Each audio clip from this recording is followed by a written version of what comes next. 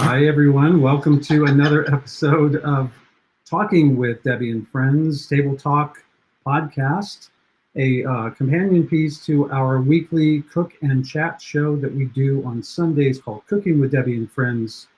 And my name is Travis, and it's my pleasure to introduce my best friend, Debbie. Hi, everybody.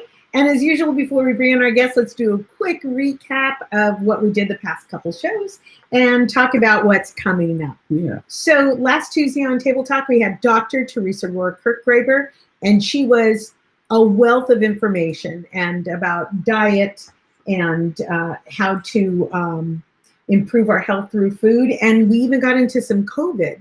And at the end of the interview, she said, "Oh, my husband can tell you all about the vaccine. Would you like him to come on?" We're like, would we? Yeah, of course, he's a pathologist. And if you didn't get a chance to listen to that show, Dr. Teresa is an amazing doctor, but she's so easy to listen to. Mm-hmm. And she gave really great, useful advice. Mm-hmm. The comments were going all night long. All night. I mean, and she just she was really honest with what works and what doesn't work about fads in food and in nutrients and minerals and vitamins and all that, what works and what doesn't, and how to save your money. So, right. And then last Sunday on Cooking with Debbie with Friends, we made lasagna rolls in honor of our guest tonight. And then Travis says, and then we ate them without her. Yeah, but I have some in the deep freeze if you feel like taking a drive to the beach. I think she deserves some. That's all I'm saying. She deserves it.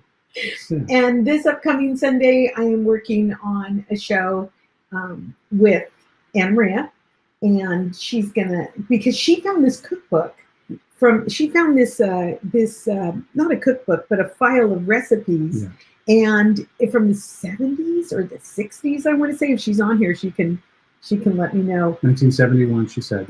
1971? Yeah. Oh my gosh, there's rules on how to feed your husband, how to feed your king, how to how to greet him at the door. Oh my gosh. And then I thought, there's some really cool recipes in there. So we're going to do some throwback to the 70s and find some really cool recipes from the 70s and just kind of have fun. You want to dress up? Dress up? Yeah. I was born in 1971. I don't know what you expect me to come to this table dressed as. I always forget that I stole you when you were a child. Thanks for pointing that out. And next Tuesday, we're going to have the delightful Dana Eagle, comedian and author of the book called How to Be Depressed. Yeah, because we don't know. And she's an absolute delight. She's great. A cancer survivor, and just really brings to the table a lot of real positive, fun messages. Yeah. So you want to say hi to some peeps? Let's do, but first, before we do anything else? Yes, today is a very special day. Let's play this.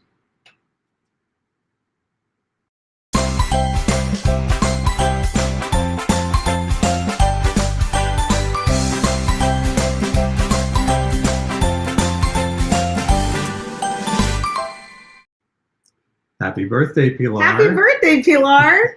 She's 23. Here she is just 2 years ago. And Debbie, tell us, do you want to tell us where we are here? We're there at Las Vegas at the MGM, and we were going there to celebrate her birthday because she said, "Mom, I want to sit in the front of the house." And I go, "What are you talking about?" She goes, "I've never sat in the front of the house in a comedy club." Right. So that was her first time, and the comedian was Kristin Key, who's our guest tonight. We come full circle. Yeah, we come full circle, and she could not have had a better comedian to watch on her birthday. We had a ball. Should we say hi to some people before we bring Kristin on? Let's do. Okay. So hi, Robert Snow and Eva, Tony, Debbie and Pilar. Debbie Grow. And Suzanne, hi everybody. Hi Mike and Linda. Hi my dad. Joe Nash, hello. Hi Audrey. I'm so glad that you both are here today. Damn it, Debbie. Oh, because she got on before your dad. Your dad wrote damn it, Debbie. Oh. Anna Maria Kanemacher. Hello, Anna Maria.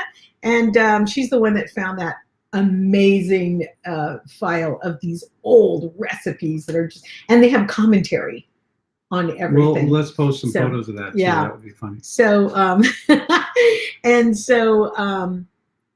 anyway, so we're so excited to be here with you today. Sunday, people were writing to us. It was our best show ever because we were fighting so much. Yeah. Well, we came real close to fighting on camera. That was just playfulness. So people are saying hello. Kristin is saying this is cool. So Kristin is in Patricia Rose, Robert Snow. That's a great title. Monica. Emily Tomas. Hi. Where's Monica?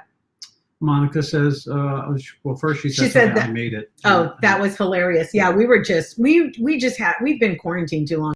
Loretta, hello, Loretta. So good to see you. And Teresa Rohr, listening while in bed. It's 10 in Georgia. Hey, if you guys are there in the comments, let's give some applause to Teresa Rohr Kirkgraber, who was an amazing wealth of information last Tuesday. We got to have her back on someday. Yes. And Richard Konemacher is here. And everybody's saying happy birthday. Happy birthday. Hi to that guy born in 1971. Hi, Jill. 1971? Oh my gosh. Cradle robber. I know. I figured I'll just marry him and raise him right. Wow. I was married. Had an abusive parent.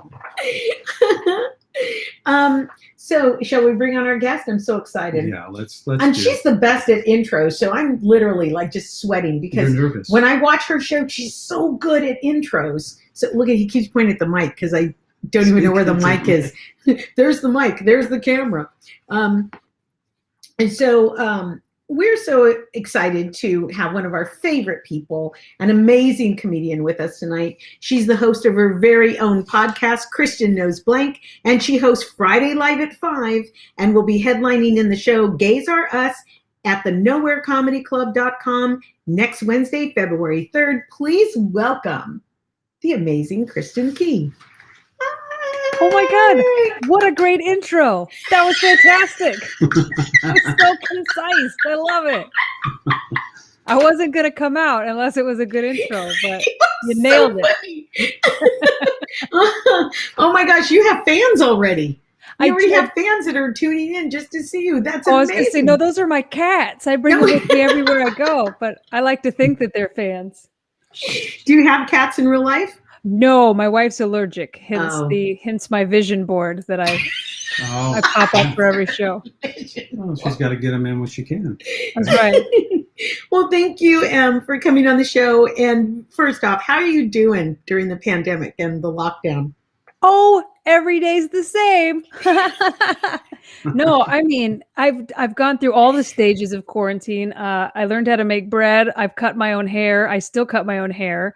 I learned how to dye hair. Yes, I saw that unfold on Instagram. I made masks. I cleaned up the mask. I made masks again, but just doing everything I can to stay busy. Oh yeah, I started a podcast. I got on TikTok. I've checked all the boxes of what do you do.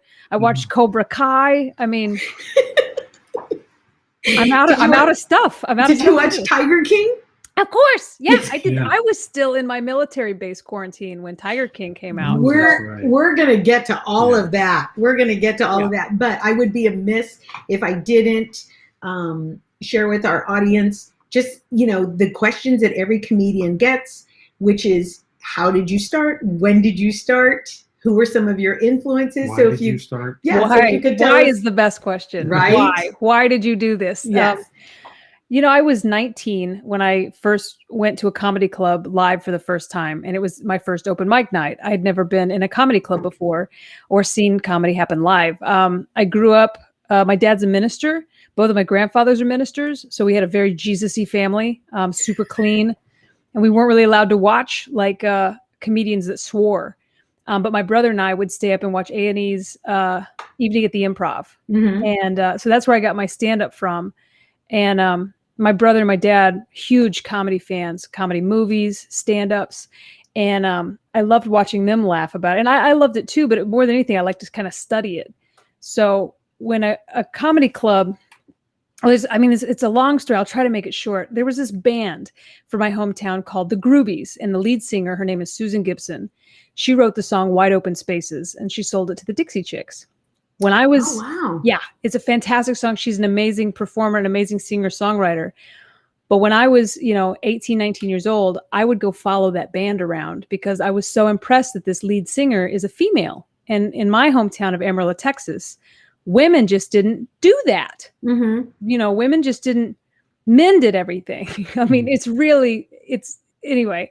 So after one of their shows, I went up to her and I said, "Hey, Susan, I want to be a stand-up comedian. Do you know how I could do that? I don't know why I asked her. She's not in stand-up. She's a musician. And she goes, that's so weird. My bass player's brother-in-law just opened up a comedy club. Go talk to Bobby. Wow. I was like, okay. And Bobby gave me naivete can be the best. I know. And I just stumbled into a phone call with the club owner who ended up being my mentor. And he got me on stage the first open mic night they had. I started with 7 minutes. I fell in love with it. I dropped out of college and quit my job the same week and started working for the comedy club full time. I was a young gay, struggling with my parents, struggling with identity. I was back in the closet, I think, at the time. And I just didn't have anything to really live for at the time. So it really was like, this, or maybe like drugs, Okay. Yeah, I had nothing to lose. And so I went in, I jumped in with both feet and really kind of enjoyed I was on the road in the first 3 or 4 months. I saw the whole country by car in my early 20s. You went on the road within the first 3 months? Immediately. My first gig was in Clovis, New Mexico. I was 19. Somebody gave me beer. The other comic Me Too'd me. It was like not a great story. Yeah, but it's like the story, Mm-hmm. Yeah. No, as a female comic, I get it. Yeah, I didn't know any better. I was like, oh, nothing's bad. And I look back and I was like, oh my God, he Me Too'd me. I didn't know that you're just not supposed to have a guy's tongue in your mouth because you performed. Yeah. Especially a comedian guy tongue. That tongue's Nothing's worse than a comedian's That's tongue. way I changed the mic. An unfunny comedian's tongue at that. If he would have been funnier, maybe. Yeah. Yeah, I mean, I never had that problem because I always came in married as someone's mother. And so that was different. But they really, you really had to prove your mettle with some of these guys. And even when you did, that made them even angrier. Yeah, they would ice her out in the green room. They wouldn't look at her. And then when she would kill, they'd be like, okay, maybe I'll make eye contact. Yeah. I was like 10 years in and I was still getting that attitude. And one comic, he wasn't talking to me. And then I went on stage and I crushed it. And then he wants to talk to me. So how long you been doing this? I go, 2 months. You jerk. When you got on stage, like at first, did you immediately start with the music comedy, or was it something you gradually took on stage with you? Yeah, I gradually took it on stage with me. I started with a straight. I mean, my material was straight. I looked very gay, but I was in a lot of denial about it. But just a straight girl, straight stand-up set. And I was surrounded by male club owners and male comics that kept me that way, that said, do not play an instrument. You'll be a hack. Hacks play guitar. Do not come out of the closet. Nobody wants to hear a dyke talk about being gay. And these are things that I believed for a really long time. And so, Kristin, I mean, when you don't know any better, you just go, okay, let me write this down. That's good advice. Nobody wants to hear a lesbian. Good to know. Because I don't want to do something wrong and screw up this dream career that I want to have. Right. And so I stayed in the closet. I didn't play guitar, nothing gimmicky. The good news about that is I got good at just regular old stand-up. Sure. I can deliver an act without a guitar all day. Good chops. But the year that I put the guitar in, it was like, this is fun. Yeah. Now there's layers, Right. And coincidentally, about the time I put the guitar in my act is when I finally came out. And it wasn't until I was 35. Wow. Yeah. So you took that paper with all that great advice and you did the opposite. Yeah. I was like, I kind of had permission to stop. And it was because two incredible women, Barbara Holiday and Barb North, the two Barbs. I loved such great supporters of females in comedy. Yeah. I mean, they changed the whole direction of my career because the two of them, one of them wanted me to come out of the closet on stage. That was Barbara Holiday. And the other one wanted me to put the guitar in my act. And that was Barb North. And the two of them, just around the same time had been like, why don't you just try it? Why don't you just try it this way? And so I had gradually been experimenting with more guitar. And then when Barbara Holiday wanted me to do this anti-bullying show, she said, I want you to tell your story. And I go, well, don't video it because I don't want my parents to see this.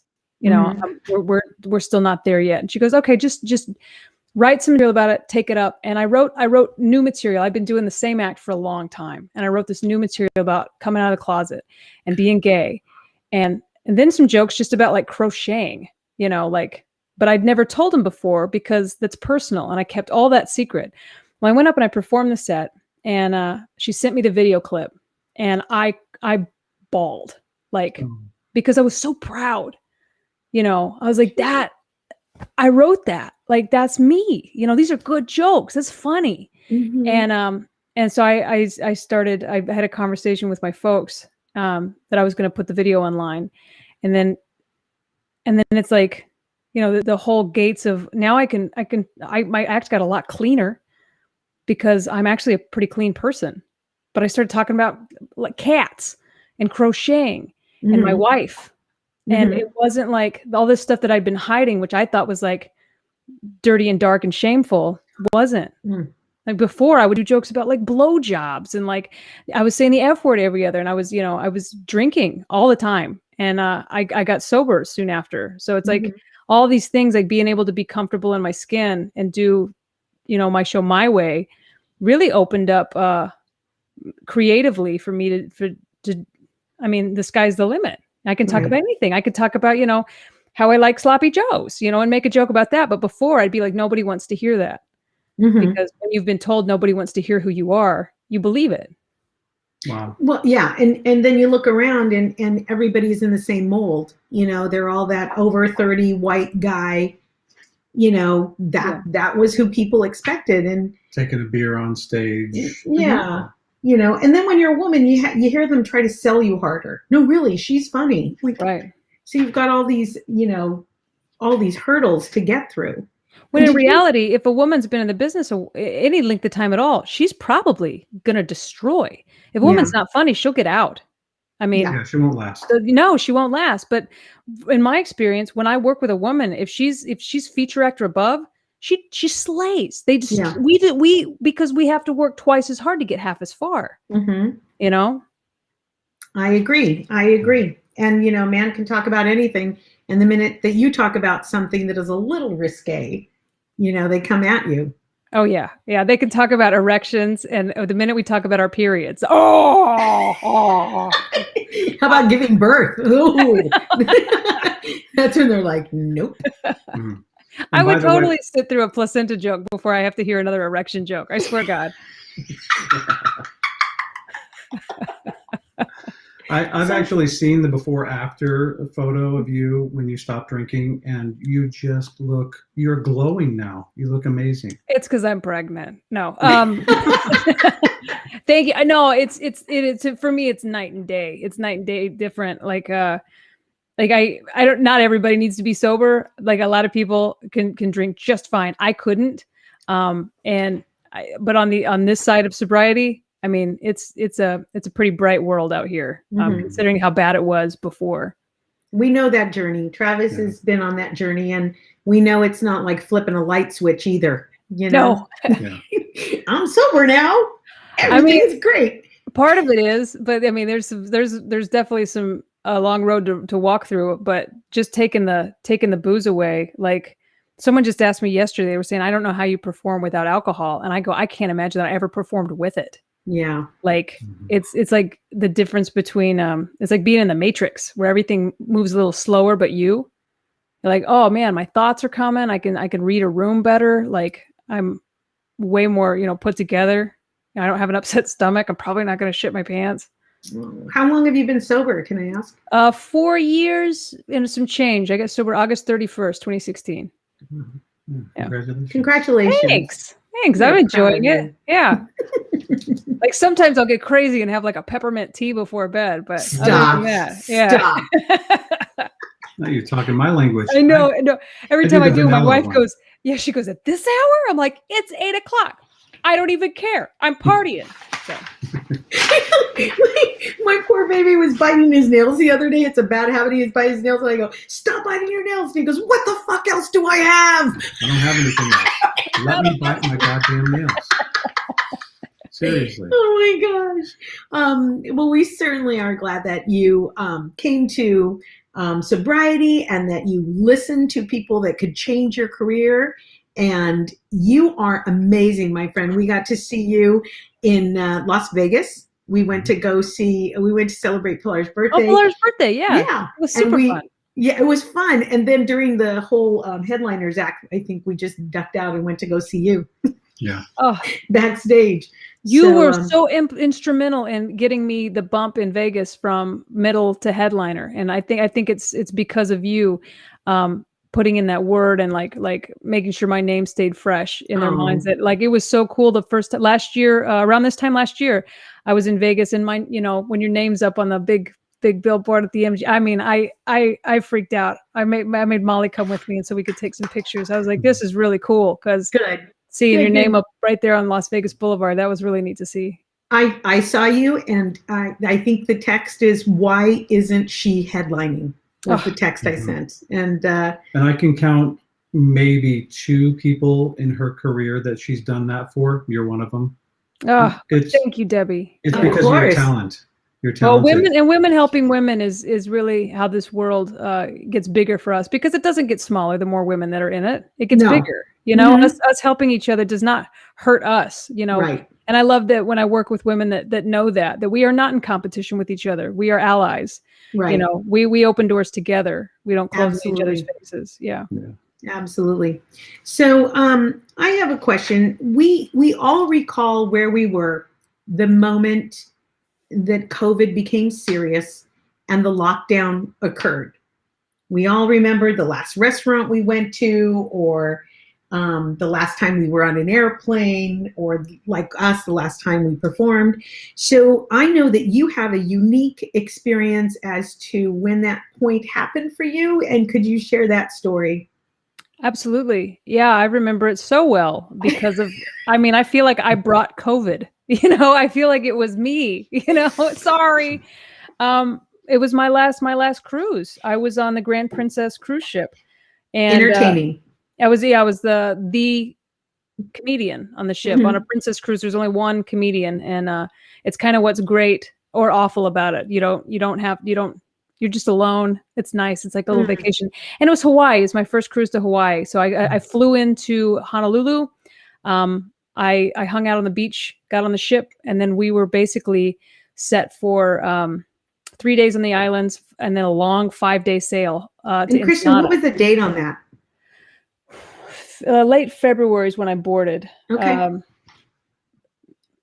So there was only a few cases at that time. It really wasn't. I don't think there was any. There were some, because we were talking about, because before that, the Diamond Princess, we had all talked about the guy. Because the guest entertainers we talked, the comedian on that ship was quarantined in Japan, I think it was. And he just broke quarantine, jumped a fence, got in the airport and left because he had another gig to do. And we were all the comedians were like, would you have? Did he do the right thing or the wrong thing? And then he got kind of like blacklisted in the comedy world. And so those of us who hadn't weighed in yet were like, oh, he did the wrong thing. Comics are, I'm not going to pick sides until it's time. He picked the wrong side, So we'd all kind of heard about it. And more people were talking about like masks, but like not really. So I had bought a few masks just to take with me on that trip, just in case. And my wife and I are always like, well, let's just, for some reason we started kind of prepping just in case. And I said, I get on the ship, there's no COVID. I'm in the safest place in the world as long as this ship doesn't have it. And that's kind of the attitude we took. So I'm out. Hawaii was fun. We had the roughest sea of any ship I've ever been on. And I'd been on ships for almost 4 years at the time. And to the point where they canceled shows. I had to fill in for some dancers. I couldn't stand up and do stand-up comedy. I had to sit on a stool because during the mic check, I kept hitting my face on the microphone. I was like, okay, this is not working. And so we sat me on a stool and was like, okay, I can do this. Once the sea finally calmed down after 3 days of that, we were like, oh, smooth sailing. It was a Wednesday. And the captain came on and said, because we had a passenger from our last week's cruise, died from COVID-19, the ship, some of the people on the ships that stayed over might have been exposed. So we're just going to miss our last stop. We're going to port early to prepare for a lengthy debarkation. And all of us bought it. We're like, okay, I'll just take maybe a little long. Maybe we'll come home a day late. Yeah, maybe a day late. cool. They're never honest on those cruise ships. Well, never. We didn't know yet, like, what a quarantine was, but all of us, our first instinct was, okay, they're going to close the buffet. We should go to the buffet. And so, like, me and everybody made a mad dash to, like, get the buffet before they shut it down. I want to serve myself, not thinking. You don't think like, sure, so. But we didn't know. We didn't know. I don't think we know. I'm a germaphobe, so it's like I already had like 6 hand sanitizers with me and some wipes and masks, and this was pre-COVID, so I was in a pretty good spot. They did shut down the buffet immediately.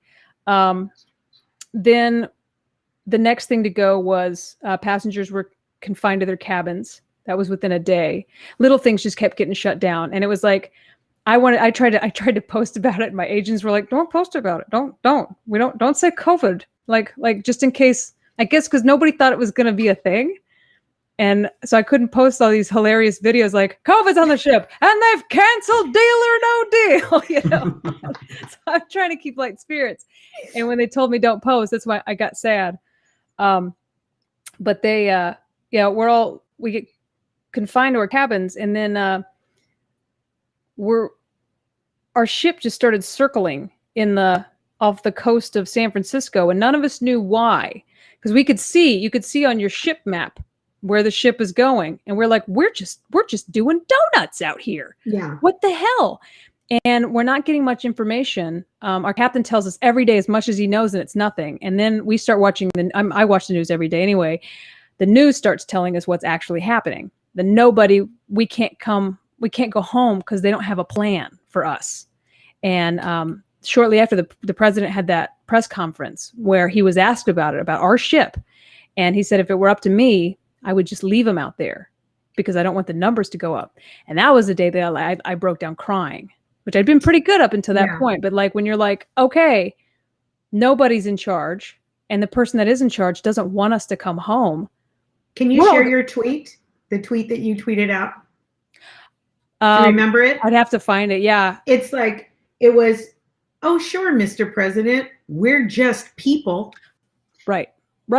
We're not, because it felt like we're just numbers. We're just numbers. Numbers, yeah. I don't want the numbers to go up. Yeah, it's just, and you're alone. And a lot of passengers were too. I at least had the luxury of, I don't know if it's good or bad, but I got to eat my meals with the officers. Because I was technically in a crew area. Right. So I had a little bit more freedom to go out and see some sunshine, go down and eat my meals, which was probably not as safe. But at that point, who knows what's safe? Yeah. And I think the cruise line did a great job. My complaint is with the government not having any idea what to do with this. And it turns out like, I mean, I had the numbers the other day, but it was like 123 passengers ended up dying. Over the course of that, there's some articles you can read, but it was just really sad to there would be from my ship, and there was a passenger that was airlifted off one day, and then there's the day that they would drop supplies onto the ship because nobody would come aboard, and so it's like, I think everybody at the time that was communicating was like, I just want you off the ship. And then it kind of occurred to a lot of us, because I was communicating with some of the other passengers, like, we don't want to stay on, but we don't think we're going home after this. Like, it's not going to be great when we get off either, because it's like the unknown. We don't have any freedom right now. Like, whether we're on the ship or off, whoever's in charge is probably just going to, like, I don't have any power, which, one day at a time, it worked out okay. It's kind of like, yeah. Anyway, we very slowly got off the ship and got transferred to military bases. And then I had 14 days in a military base, like hotel type housing that I think prepared me for what was coming, what the world was going to be when I got out. Because as this is happening to me, it hits the rest of the United States. We were just the ones that made the news, and then seeing how it spread on the ship, it's like I knew how it spread in America, like, or anywhere. It's a virus. Mm-hmm. It's a virus, and if it's airborne, it's going to spread. It's going to spread fast. Mhm. Like, Mhm. and so every time, like, I know the president said it'll go away. My dad even said that. He goes, it'll go away. And it's just, I know that's wishful thinking. It's like the cold does, but this is a virus. Mhm. It's just going to keep spreading. Mhm. Yeah, well, we even in March, we were planning a wedding for our daughter. We had no idea how bad it was going to be. So we were kind of thinking, well, it can't be that bad. I mean, yeah, a lot of people are getting sick, but at that time there was no real evidence of how were they getting sick, how are they recovering, what works, what doesn't, what spreads it, what doesn't. I'm wiping down every single egg from a carton. Right. That's I how remember that obsessive month. we were. Yeah. And this wedding just felt like we were, you ever see a cartoon where somebody's running on a bridge and then the bridge is just disintegrating behind them? That's how it felt. I mean, it was really a truly beautiful wedding. And it was the last time that we hugged relatives and danced and kissed music and yeah. So, so you were in the Air Force Base, and that's when I could finally get a hold of you and just try to send you as much funny stuff as I could. And I just felt so bad for you because you were still alone. Nobody knows that loneliness like a road comic. And but it's like 20 years on the road totally prepared me for that, because it's like, I think I spent more time in hotels than at home. So it's like, okay, this is okay. This is okay. This is okay. I can do this. Like, and for me, it's like, as long as I can like wrap my head around something, it's okay. It's just getting into that acceptance of it. And so once I hit that, I was like, it's kind of like being in an airport. I like airports because they're safe, and because I know that the only thing I'm supposed to be doing at that time is being in that airport. yeah. And so being in that quarantine, all I had to do was just be in quarantine. I would walk the grounds. We had this area that we could walk. So I would walk around like 2 miles a day, just in circles. I watched whatever TV I wanted. I did some yoga, started making some videos. And then people started asking me to do Zoom shows. And any other time I would have said, no way. Like that's bullshit. I'm not doing comedy on a computer to no audience. Yeah, that's But in weird. quarantine, when I'm lonely, I was like, yeah, sure. What's Zoom? Okay, Yeah. let's do Yeah, this. what's Zoom? Yeah, I'll make a joke. I mean, $50, sure. Yeah, okay. Yeah. I'm bored. I ate a turkey sandwich every day for 14 days. So And you were craving lasagna. all I wanted was a lasagna. Oh, I found out there was someone delivered us pizza one day, and it was one of the passengers on the ship, I think, wanted a pizza, and they were told you can't have it unless everybody gets one. And they spent like $5,000 making sure everybody got a pizza. And I cried when my pizza came, but I was like, either they were just a good Samaritan or they were like, I want pizza. You can't have one of those. Well, fuck it. I'll buy everybody a pizza. Pizza for everybody. You get a pizza. You get a pizza. Like 700 people got their own medium cheese pizza, and it was a magical day. Wow. That's awesome. Well, Yeah. we made lasagna in your honor. Oh, You and I didn't know this until you started doing all the memes and the Instagrams from the Air Force Base. You're a hooker? yes, I'm an avid hooker. Yeah. Tell us about your hooking experiences. I got into hooking. Actually, so I'm an avid crocheter. Yeah, I was like, the rest of the sentence is going. I got into hooker as a child. Yeah, and my hookering as a little girl. Oh God! I I know. used to hook during recess. I did. When I was a little girl, my dad's a minister. We used to go sing at this old folks home. That's what we called it. What are they? Nursing home? The old folks home, where old folks live. That's what we used to call it. Yeah. Until So we got old. we would, our house, Uh-huh. we would go sing for the old people. And my dad and this church group. Anyway, this lady in the old folks home, I think her name was Zelda. Oh, cool. Like, anyway, I didn't think about that as a kid, but her name was Zelda. And she taught me how to crochet the first row. She's like, make a chain, keep practicing your chain. When you get your chain good enough, we'll go to row 2. That lady then died. So I never learned row 2.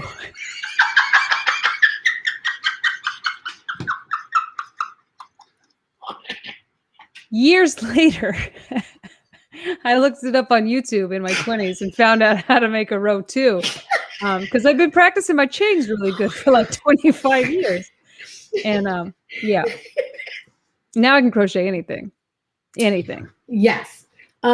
And you know, when COVID started to become more of a thing, I remember texting you because somebody at Maximum Hope, a charity we both love to support, the hospice care for children, if you can even wrap your head around that, and their families, and they needed masks. And I texted you, do you sew? And I saw the little bubbles going that somebody's writing back, and it said yes. I'm like, okay. Can you sew masks? And you never had, and you did. And you sent made a lot of masks. So many masks to Maximum Hope. And you were one of the first people to make masks that were beautiful and colorful and had superheroes on them for these children and their siblings. Because you made so many they were able to share with siblings, which is... Oh, that's really cool. Because it's like in that moment you're going, is this enough? Like, I want to make, how many little faces are there? And like... But I had this really cute Marvel superhero fabric that I'd been dying to do something with, and it was a fun opportunity to, like, you know, that these will be used and appreciated, you know. And they were. Yeah, somebody just wrote in the comments, "I love my Kristin mask."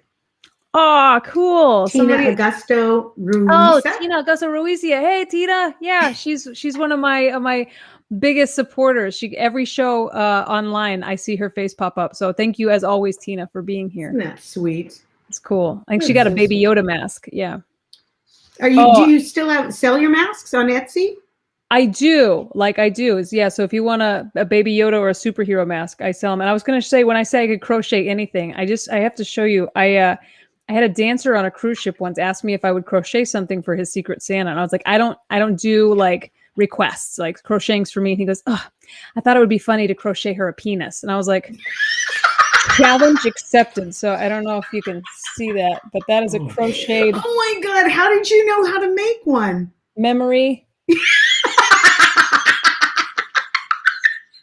Okay. That is a good crocheted penis. I thought it was too. Well, here's actually, I followed a pattern for a dog bone. For like 3/4 of it, and then I made the tip from memory. And I really thought I should put squeakers in the squeakers, but I didn't have squeakers. I'm a little disappointed you didn't do that. That's what his does. Yeah. If you squeeze them too hard. I don't know what you're writing here. So, so let's get back to the COVID thing. We all thought it'd be over in 6 weeks and we'd all be back to where we, here we go. Not me. I was like, buckle up. So seriously. When I was I think the day I was transferring from the ship to the hotel, I was like, my wife had already started like secretly stockpiling little bits at a time, because we had this, I think her maybe had this feeling. And so not like she didn't like get a giant supply of toilet paper, but every time she goes shopping, she'd get more just in case. And she said it's because she thought I was going to have to quarantine at home by myself. And so she's like, I'm getting you all set up. I've got you like rice and beans and canned goods and all this stuff for you to have when you come home. And we didn't know, but when I did come home, that was when like the toilet paper shortages started, and we were set. But it's like, yeah, I had a feeling like you don't just shut the whole world down and then pop it back open. Right. It's going to be a minute. Yeah. And at that time you weren't doing, you started doing Zoom comedy in quarantine, but you weren't doing all the stuff you're doing now, because I have to admit, like if people just now are discovering you're doing a lot of stuff. Yeah, you're the one person I thought that just really, first of all, before we move on, I want to say one of our listeners, Rhea Myers-Kanemacher, wrote, there's a whole adult pattern section on Ravelry. Yeah, there is. Yeah, there is. Yeah, the secret world of dirty hookers. Which is hard for him because that's his daughter-in-law. Daughter. That's our daughter, yeah. I was like, where are you going with this? I don't mind the naughty. When they say you can crochet, it's so much cuter when it's crocheted. Right. But like One of my family members is a lactation specialist, and the breast that she uses demonstration is a crocheted titty. Okay. And it's like the best way for her to like show people, like, I guess, I don't know, but she showed me, she was like, oh, you're going to love this. And she like whipped one. I was like, why do you have that in your purse? Just carried around a booby. Wow. And that's the one booby. that does have the squeaker, right? Squeaky, squeaky. You can make a lot of money on Let's Make a Deal. Mhm. Do you have a breast in your purse? I do. So you knew this was going to be longer than what a lot of us assumed, and you are you're the only comic I know that reinvented herself so uniquely and gave the audience shows to look forward to. You know what appointment TV used to be?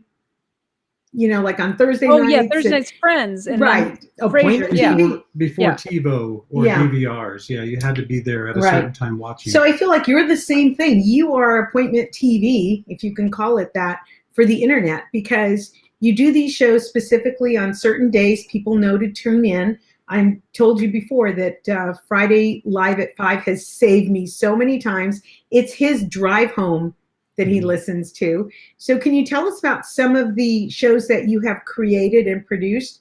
I know Friday Night Live and Christian Knows Nothing. Well, hey, before I want to put this graphic up. This is Kristin Key's Friday Live. Friday. So, Yeah. But just at that time when you started this stuff, we were just doing the cooking show, and you reached out to Debi, and I had just gone back to work. And I know you were asking some questions about how to do some things. And I was like, oh, can you tell her? I'll call her next week. I was laid off. I had just gone back to work. By time I got to you, you already had this like branded thing that you were doing. and I thought, oh my God, she doesn't need my help. I want to ask her how she's doing that stuff. So what did you start with? What was the first show that you did? First thing I did was Mad Mondays, because I had no podcasting experience, and I still have in the back of my head the voice that goes, nobody wants to listen to a blank do blank. And so it's like, nobody wants to listen to Kristin do anything. And so I was like, I can't have a podcast, but I thought, or no guest will come on my show, because I still have a voice in my head that goes, nobody likes you, And so to start, I thought nobody can say no to a Mad Lib. So I'll just invite a comic friend of mine once a week to play a Mad Lib with me on a Zoom. And I'll put that on the internet, and that'll be my check it off as something I did this week, because I need regiment in my life. And if I don't have that, I'll go crazy. So I needed that. And so it started with Mondays. And then I was watching other people online, and like, they're going live. I'm like, well, maybe I'll go live. I've never gone live, and this is the time for experimenting. So I started going live, and then it was like, I'd notice each week, well, I don't think I talked about enough. It wasn't formatted enough. And so that's why I watched yours. I was like, oh, I like how he's doing that with the graphics. And so I was like, I'm going to get some graphics. And so then I spent like a week researching, OBS and broadcasting software and building graphics. And little by little, at one point I had Mondays, Wednesdays, and Fridays. And that was too much. That was too much. Oh, yeah, that's right. Because I had the game show on Wednesdays, and I started hating every day of the week. The Windows one, right? Window watching Wednesday. Yeah. And it was just too much. And so, like, taking that one out, I found, okay, I got the sweet spot. I got the Mad Mondays, Friday Live at 5. And then it was still like, it wasn't enough. That's too much. That's not enough. I started the podcast. But it's all to keep me connected with people, for one thing. Because I was telling my wife earlier today, I was like, I'm really looking forward to this podcast tonight, because I don't have a social life outside this computer anymore. And so it's so good to see you and hang out with you. And these shows that I do on Mondays and Fridays, they really are my window into a social life. The Friday one, I feel like we're talking, even though my wife constantly reminds me, no one is talking to you. You're by yourself it's kind of when you guys are cooking and people comment, That to me is a friend. Well, You know, Of course they're it my is. friends. 100%. You know? tell Molly people are talking to you. You tell her I said that because I'm talking to you. me. I'm telling you, Pilar was outside cutting my hair, and it was so funny because I go, "Can you cut hair?" She goes, "I saw on YouTube tape," and then she cut my hair. But but I was out there in like 106-degree heat, and the only thing that got me through was listening to you on that Friday live. Am I saying it wrong? Friday Live at 5. Friday Yeah. Live at 5. And it just kept us both going in a good room. So I'm telling you, you really bridge that connection and make us feel like we are with you. We're laughing with you. It feels, you know, and you answer the comments, which is great too. You get not a sticker, because I never got one. A high No. five. Yeah, Yeah. high fives. Yeah. But On Instagram, they get high fives. Poor Instagram. I think I'm cutting them. I think they're getting the boot, and I'm going TikTok. Yeah. Can I give you a couple comments here? Oh, yeah. Meg Bagley says, "I'm talking with Kristin right now." Oh, you sure are. Yeah. Hey, and Tina Meg, says, it's good to see you. Tina says, "We're laughing with you too." Ah. And then Anna Maria wrote, "Knitted knockers." I saw that a second ago. I like knitted knockers. Yeah. So, and then we have a question here. What inspired Kristin to learn ukulele, and what are some of her favorite songs to play? Because that's something you picked up during the pandemic, right? It is. And it was another one of those, like, pandemic. I didn't realize how much time stand-up traveling takes up. Like, traveling as a stand-up comic, I don't have any free time. And so now I've got all the time to learn all the things I want to do. My wife had a ukulele that sat in a case. We moved into a new house and was like, I want to keep it on display. I'll play it more. I was like, maybe if I restring it, I'll play it more. And so I picked it up. I've been playing the guitar and banjo since I was 19. And so it came, you know, chord structures came pretty naturally. Yeah. And then I loved that it gave, it's like if a guitar is a dog, ukulele is a puppy. It just has such a fun, lighthearted energy and like a bounce to it. And so I liked that even if I played the same song on a guitar and then on the ukulele, it has a different vibe to it. And so I started even like the blues or something. And so I started tinkering with it. And then I played this. I played it a lot on cameos, because I do Cameo where I give shout outs to people and write songs for people. And a guy was having Sean Tiwanak was having a heart transplant at the medical center here, and a friend of his asked if I would do a cameo for him, that he was Hawaiian. And so at every Hawaiian, I have several Hawaiian friends on the internet and through Cameo, and every time I do one for them, I pick up the ukulele, naive, thinking, well, I'm sure they have much better experiences with ukuleles, but I thought it's just my way of paying homage to Hawaiians. Mm-hmm. And I wrote him a song about getting a new heart, and he loved it, and it ended up on a news program in Hawaii. And then he got me hooked up with the Rebel brand ukulele company, and they sponsored me and sent me this. I gotta show you. Sent me this beautiful concert ukulele. Oh, it's beautiful. It is, and it's like we're a ukulele family, so this is beautiful. I went from playing, my wife had brought a souvenir home from Hawaii. I mean, she bought a nice ukulele, but it was a souvenir to having this beautiful instrument. Gorgeous. And that really opened up, what I want to play. Cause I want to touch this thing all day long. I named it Moana. Of course. Yeah. Nice. Absolutely. Cause she calls to me. You mentioned your dad is a preacher, and Travis did a whole ukulele album with gospel music. Gospel blues. I love gospel music. Yeah, well, off air, I'll get your we can post it. Get your address, and we will send you a couple. Yeah. For your dad too. Yeah. Well, so it's a gospel blues ukulele album I did with Sandra Benton, who's a fabulous singer who sang with Menopause the Musical. And we just did some old gospel tunes. What I'll do is I'll put it on our website with a coupon code podcast free or something. But I want to send her some for like. Oh yeah, we'll get it to you. But that way you guys can download it too. The that's so cool. Yeah. The ukulele is just amazingly versatile. Yeah. And then yeah. somebody just followed you on TikTok and is so excited. Yeah. Oh, that's so cool. And you wrote a song and you made a video. You produced a video called Bumping Fabric, and Travis and I got to be part of that. Oh, yeah. Thank you so much for submitting that. It was so neat to see everybody's different creative ways that they were bumping fabric. Yeah. And for those of you listening who are like, what the heck does that mean? It's when you were, I think you were in, really pushing mask wearing, because it was really our only defense, and still is, apparently. And so she did a whole video, and she got all different kinds of people to come on and kiss with our masks on. So we still kiss like that. That's the only way she'll kiss me anymore. That's funny. So you play a game called Mad Libs, and it makes me so nervous because I just get so nervous. I don't know why. Like, you'll say a noun, I'm like, I don't know what a noun means anymore. And I taught grammar. I love doing it to people, though. There's something like I mean, the control in being a host of a Mad Libs game is so fun because they don't know what's coming. Right. Right. So we usually play a little game with our guests, and but instead of the game we usually play, we wanted to know if you would do a musical. Yeah, do you want to do a musical Mad Lib?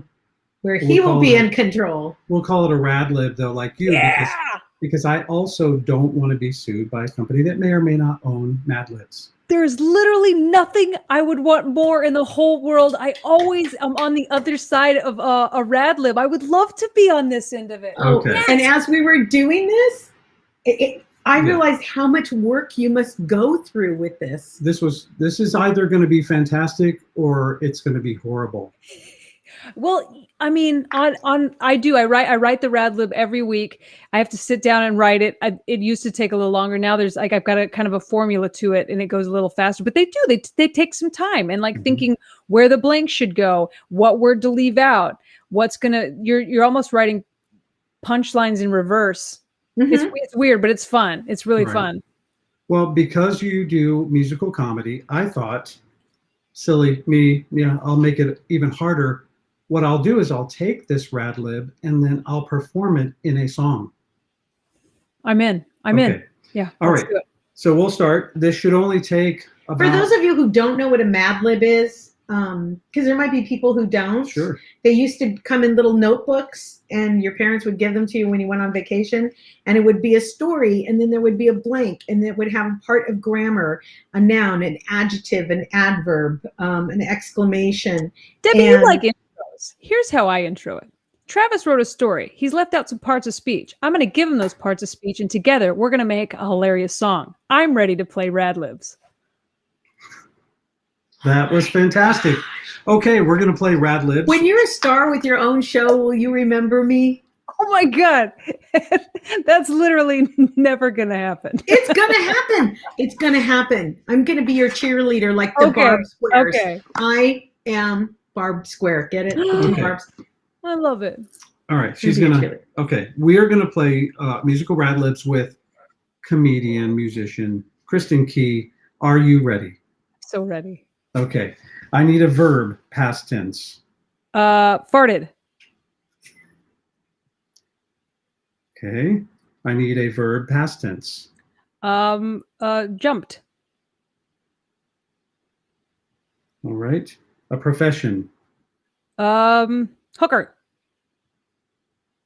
That's a good profession. Yeah.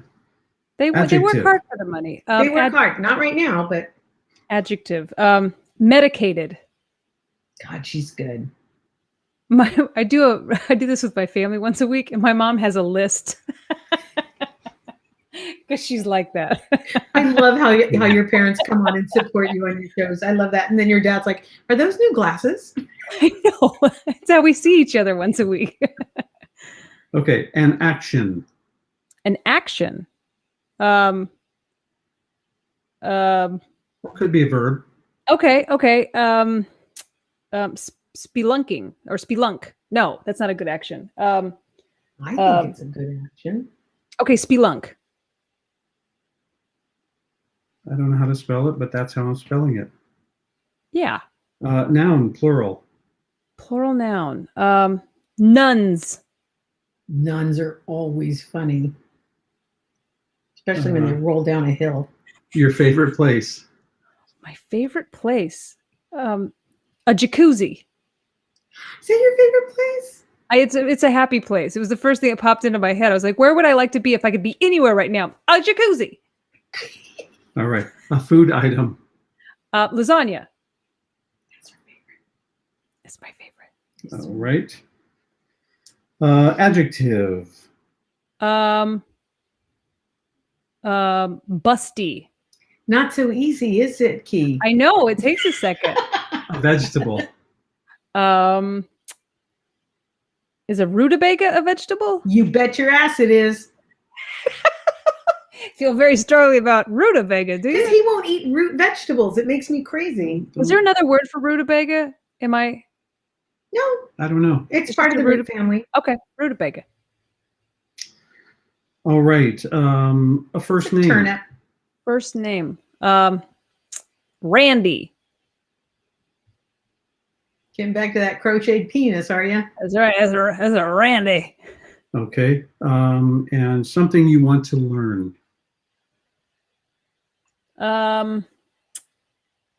What is something I would like to learn? She's learned it all during COVID. I know. I feel like I have. I would like to learn. Oh, TikTok dances. Dances. TikTok A dances. TikTok dance. Yeah. Another one of those that's never going to happen. But I mean, Stop a it. girl can dream. A girl can dream. Have you? I mean, I don't know if you're on TikTok, but there's this one where they like their hands just move, but their feet are like ding ding ding ding ding ding ding. Yeah. And I'm like, I can't even move one foot. Like, Yeah, Dream. My back hurts Yeah. watching that video. Yeah. Alonzo Bowden learned how to jump rope during COVID. So we send him all these TikTok videos of little girls like double dutching, going, "She owns your ass, Alonzo." oh my Yeah, god, his that's it. poor downstairs neighbor with his big feet. I mean, Right. he is not a delicate man. That's just got to be some clomping. Yeah. And it's a 6-pound rope. It's a big rope. You know, those big ones. Yeah. That could do Yeah. the thing like this with. Yeah. Okay. A thing you would do in the kitchen. Thing I would do in the kitchen. I would whisk. Oh, she's so good. She thinks I'm good at her math. Okay, You I- are good at my Mad Libs. I You're just wonderful. sweat. A celebrity chef or cook. Ooh, a celebrity chef or cook. Gordon Ramsay. He's the mean one. He's the mean Yeah. one, except with kids. Yeah, he's so Okay. nice with kids. Mm-hmm. We're almost done. A body part. Kristen says that too. We're almost done. Yeah. I'm gonna say a breast. Okay. Another body part. Um, The other breast. well, thigh. I had chicken for dinner. We'll go breast and thigh. All right. A place you would hide something. A Your breast. butt. Butt. Okay. What are you hiding? You've been on the road too long. Drugs. Yeah. I'm holding him for a friend. They're not mine. I promise. It's a balloon. What is wrong with you people? Your favorite drink. Green tea. You wild woman. I know. I can't believe that just came out of my mouth. A food Oh, the item. mind. She's like, I used to do 6 slammers before a show. That's so true. Slammers are fun. A food item. Oatmeal. This is going to be hard. I'm going to ruin this song for so many people. Am I getting all the rhymes wrong? No, you're doing so great, but these are such wonderful words that I hope I can do this song justice. Okay, a medication. AstraZeneca. What is that? I keep seeing commercials for it. I don't know. AstraZeneca. Good luck. Yeah, I know. What It's is a lot that of commercial? syllables. There's a song that gets stuck in my head from that commercial. Aren't you feeling clearer? Do. Is it that one? I can't. I don't even know now. The ads are working because you said medication. It's AstraZeneca. Ask if it's for you. I love when they say if you're allergic, do not take. Yeah, how do I know unless I take it? Right? Yeah. Okay. You get nervous, Trav? You have one more, no? Yeah, no, I've got a couple more on this page, and then that Come on. Mike Bilbrey says that's a drug company And your friend Tina says That's a manufacturer. Oh, so you need a drug. okay. Oh, I need a Medication. different drug. Okay, so let's go with Viagra. That's what I said. Oh, okay, good. No, did you practice this on Debbie?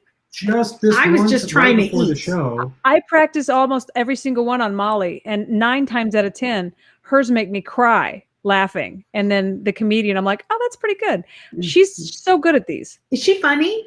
So funny. It's like, Isn't it fun to be married it's to not somebody funny? fair. Yeah, well, sometimes like some of my best punchlines, she wrote, and like Mhm. I have to admit, I'm like that was hers. So I'm like, am I funny? Or am I just stealing all your stuff? It's true. Exactly. I'm like, It's oh true. man, I can never divorce her because I really need her as a writer. Yeah. So much that comes out of their mouths at home, like when the kids were little, just to get the whole what they looked like and what they moved like and with the neck and just all that stuff. You have to see it over and over. You're like, okay, I got it. That's funny. But I'll say this. Sometimes I say shit a normal husband would not ever say. But I know that if I can make her laugh, I can get away with anything. All the kids knew that. Yeah. They knew that coming in Yeah. at 3 a.m. if I can Yeah. make her laugh. Okay, an instrument. There's so many. A sitar.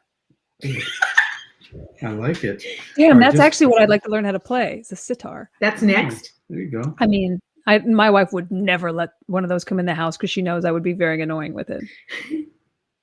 Mike Bilberry says, well, I never heard of a Mad Lib. Looking forward to this. Me too, Mike. Mike. Yeah, Mike, if you want to hear more, every Monday I have Mad Mondays. Mike, yeah, and can people go back and look at the old ones? They're all up. Every single one Okay. of them's up. The best way to go is to just if you go on Instagram, I've got it on my that Insta. There's a whole playlist of them. Just, Okay. Okay, cool. So Travis just put up your The graphic. the Yep. graphic. So we're almost done. We've got a couple more. A guilty pleasure. Oh, a guilty pleasure. What do I feel guilty about? So it's like a That's separate- too guilty. A soak in the tub.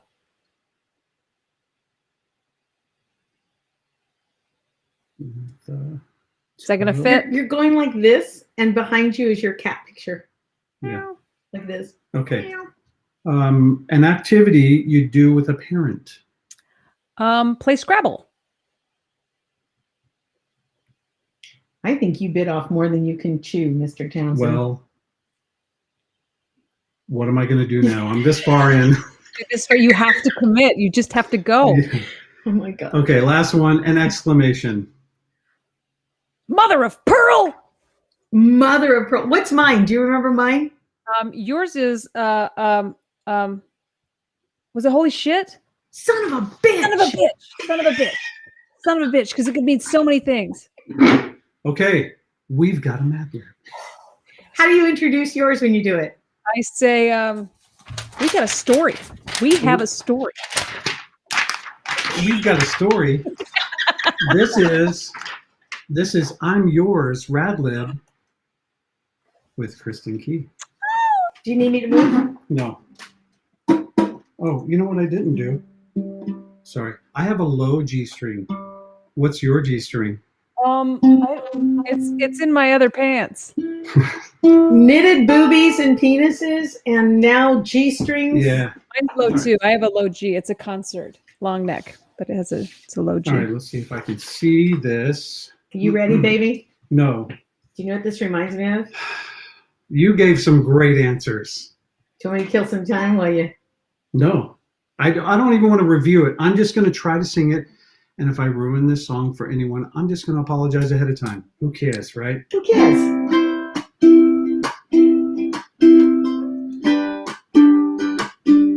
This one.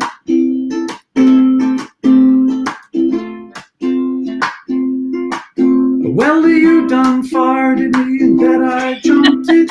Tried to be a hooker, but you're so medicated, a spelunket fell right through the nuns. Now I'm trying to get you koozie before the lasagna done run out. I'll be giving it my bestest. Nothing's gonna stop me but a busty rutabaga. Reckon to get Randy's turn to win some more, to learn some TikTok dances. But I won't whisk no more, no more, no more. It cannot wait. I'm Gordon Ramsay.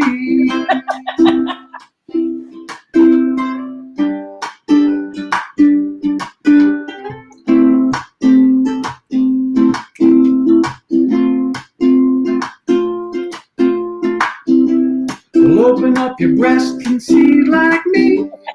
Open up your thigh and damn, you're free. Yeah. Look into your butt and you'll find green tea oatmeal. I'm going to start that over, okay? That's great. Open up your butt. I heard those were the original lyrics. Okay, damn it. Well, open up your breast and see like me. Look into your butt, damn, you're free. Oh, sorry. Look into your butt and you'll find green tea. Oatmeal, Yes. Viagra, a sitar. Listen to the music of the moment, people soak in the tub. Yes. Play some Scrabble with just one big family. It's our God-forsaken right to be loved, love, love, love, love. Mother of pearl, out. Won't whisk no more, no more, no more. It cannot wait. I'm Gordon Ramsay. Well done, Travis. Well done, sir. That was horrible. No, it was wonderful. Look into your breast, look into your thigh, look into your butt, and you'll find green tea. You made that song really wonderful. I hope I didn't ruin it for any of the people that like Jason Mraz or I'm Yours out there. Kristin Key, you made that song fantastic. And I'm honored to do what you do every week. It was not easy. So if you guys like Mad Libs, Rad Libs, you got to check out Kristin Key. Please go to her Instagram. Please, while we're saying goodbye to her, go ahead and put in the comments how you like the show so we can tell her. And go ahead, baby. I'm sorry. Yeah, I was just explaining who and where and how to find her and everything. Before we do, I want to mention that down in the description of this video, there's a link to click for a show that Kristin has upcoming. That's The Gays Are Us, February 3rd. You're headlining, is that right? Mm-hmm. That's right. Yeah, with some amazing, it's a great lineup of comics. It's you'll laugh start to finish. Erin Foley does such a great job. She's been doing this show for over 10 years, and she did it live at the Hollywood Improv until COVID, and they just started it back up in September. It's a monthly show, and she always has the best lineups. But you do laugh start to finish every time. That's fantastic, and that is on nowherecomedy.com. Now I pulled this. I just want to read this. When COVID-19 hit, every comedian lost their ability to tour. Nowhere Comedy is a way around that. A full live comedy show experience from the comfort of your home, assuming your home is comfortable. Watch your favorite touring acts while they can't tour. And since there's no travel cost, tickets are more affordable to fans. And you are headlining that show February 3rd. I'm going to put the graphic up one more time. Can we read some of these comments to her? Yeah. Okay, you're gonna have to go and back. While you do that, for this, I'm gonna put this up as well. Yeah. So right now on our screener is the graphic for the weekly podcast, the Friday Live at 5. Friday Live at 5. Friday Live at 5 and Mad Mondays. And so let's see. Let's go back. We have people saying, Paula Gelman, who said, oh my God, I loved it. Mike Bilberry said, amen, funny, thanks all, Rad or Mad Lib. She's so funny, from Monica Kaz. Paula Gelman, that was a fantastic show, thank you. Kia's amazing, love you, darling. That's from Meg. Oh. Joe Nash is clapping. Ria Kanemacher said, thank you so much. Looking forward to checking out the Crochet Comedy. Awesome show from Suzanne. Awesome show, guys. So much fun. That was so fun. Did I miss anything up there? You may, and you can see some of those comments. You can see the comments too, right? Oh, absolutely. This is so cool. Yeah, thank you, guys. That was fun. Mon, Suzanne, and Ria. Oh, thank you. Yes, and Ria, if you like it, I have a dry bar special with a whole bit about being a hooker and crocheting on a plane and having some issues. So feel free to check that out. Oh, thanks, Meg. Just put it in the comments. Oh, look at Meg. She put it right there in the comments. That always makes it easy for people. Yeah. And it's in the description. So please check out Kristin Key. I'm going to go ahead and put up your where to find and follow. So KristinKey.com. That's KRISTIN key.com for those listening. Kristin Knows Blank, where they can look at or listen to all of your podcast episodes. And the Kristin Knows Blank, it's the Mad Mondays is on that podcast, and I just take it out for Mondays. But yeah, it's the entire interview with that comedian that I do the Mad Lib with. The entire interview with them is what is Kristin Knows Blank, and I'd like to have yeah. And I wanted to talk just 2 seconds about tipping. I'm not going anywhere. Yeah. Because obviously all of us have lost a way to make an income, and we do these free shows, but there is a way to tip the person that you see, correct? There's a couple ways. There's one where you can just go to my website, and there's multiple tip links, one for Venmo, one for PayPal. Venmo, I'm at the Kristin Key, and it's paypal.me/the Kristin Key. And also on Friday Live at 5, if you pop by that show, you'll see a graphic on my screen that's got my tip link for that show. And on Fridays, if you tip me through the show, a graphic of a pig comes up, and the pig farts a rainbow, and you hear a fart noise. That is worth it. For me, it's like every time that pig farts, not only do I have a little bit of money in my account, but my heart, like the pig in my heart farts real big. And so it's like you can tip me anytime through my website, but especially on Friday nights, come by, drop a little tip in that tip jar, and then watch the pig fart. And it's like, we all win. Absolutely. So that's 5 PST. And then if you're on the East Coast, that would be 8 o'clock at night. Yeah. Yep. Yeah. How can we say thank you? That was so much fun. I mean, how can I say thank you? I got to play a Mad Lib tonight. It's my favorite thing to do in the whole wide world, and nobody ever plays with me on the other side of it. I'm always the one giving them. So this was like a dream come true. Well, I'm glad you liked it, because I put a lot of time into it, and I thought, like I said when I started, this is either going to be amazing or I'm going to ruin the song for people. Your answers were so good, and I really had fun playing it. I'm glad you did too. I think it's a classic. People are going to be singing that for the rest of time. Open up your butt, and you'll find green tea. Oatmeal. Oatmeal. Yeah. And green tea, Viagra, oatmeal, and Viagra. and a sitar. And a sitar. That's a big butt. Yeah. That's like a Mary Poppins purse of an ass.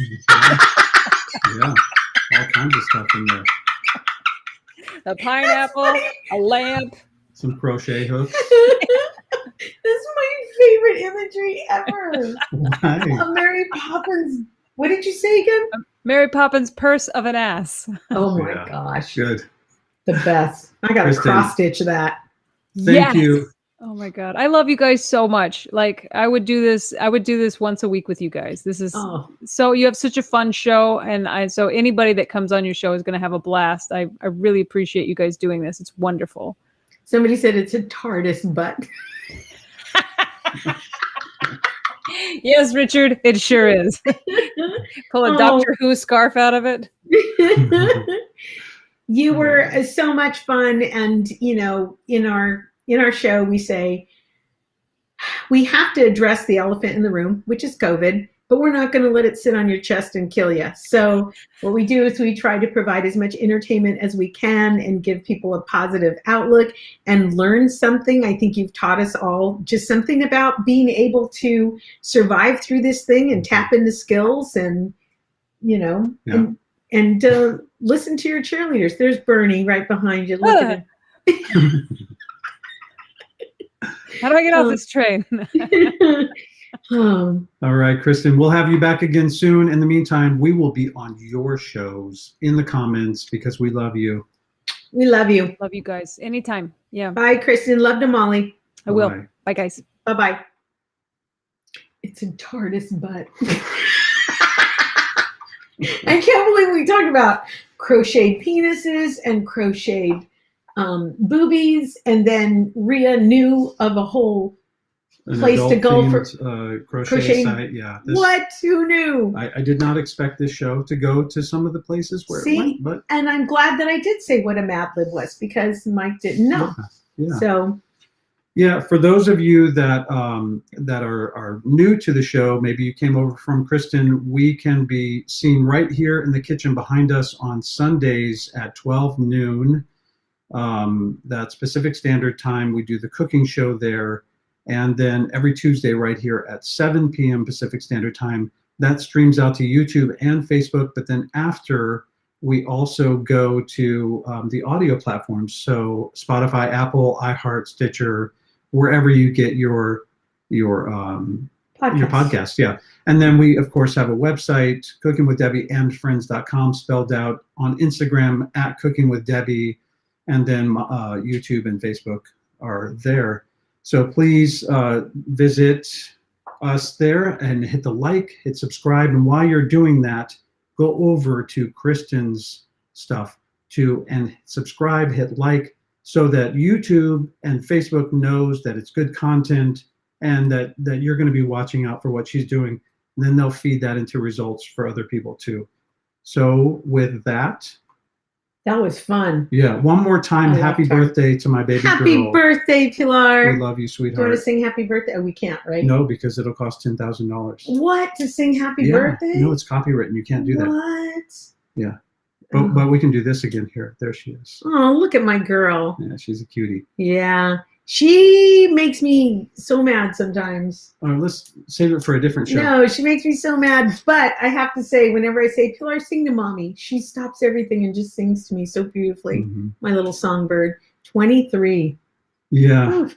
Well, thank you. And Tina, thank you for joining us tonight. We hope that you had a lot of fun with us and you want to come back. And Meg. And Meg, yeah. And everyone else that's watching and or listening later. Yeah. All right. Okay, you guys. Okay, guys, stay soapy, stay masked, be good to each other. Yeah, and we'll see you on Sunday. Sunday. Bye. Bye-bye.